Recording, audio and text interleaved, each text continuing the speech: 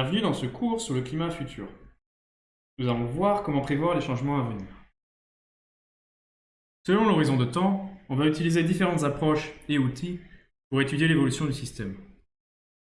Pour un horizon court, comme les prévisions météo ou saisonnières, on va prédire l'état du système à partir des conditions initiales de l'atmosphère.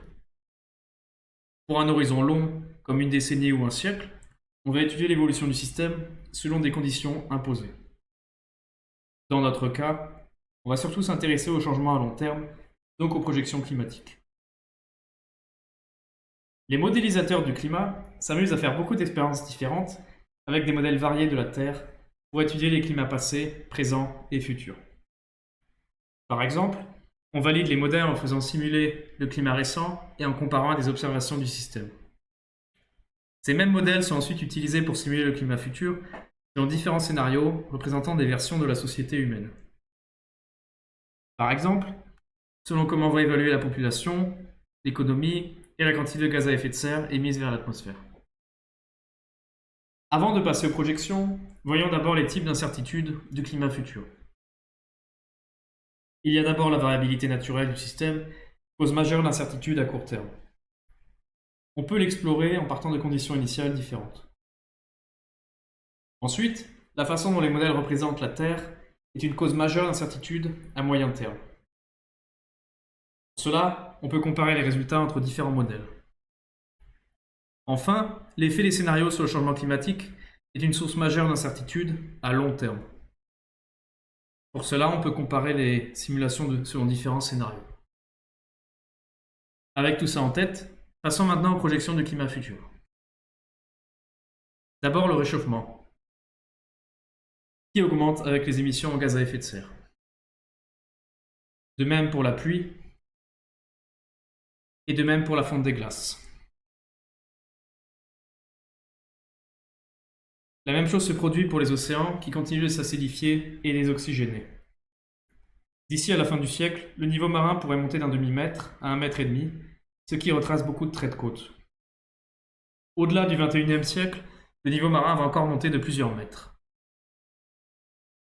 Les extrêmes de chaleur et d'eau augmentent de façon non linéaire avec chaque degré de réchauffement de la planète, doublant, triplant ou pire. De façon générale, les impacts sur la société augmentent beaucoup pour de nombreux phénomènes météo, sauf ceux qui sont liés au froid, qui eux diminuent.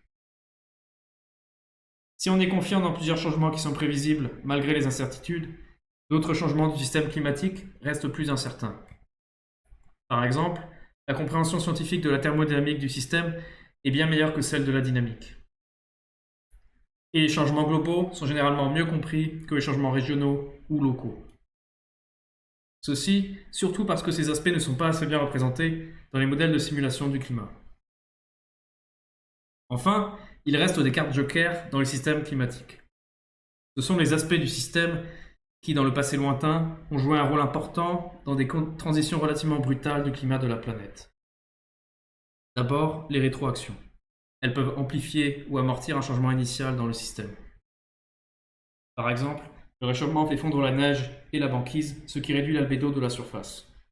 La surface va alors absorber davantage de rayonnement solaire et se réchauffer encore plus. Un autre exemple est la fonte du permafrost avec le réchauffement de la surface.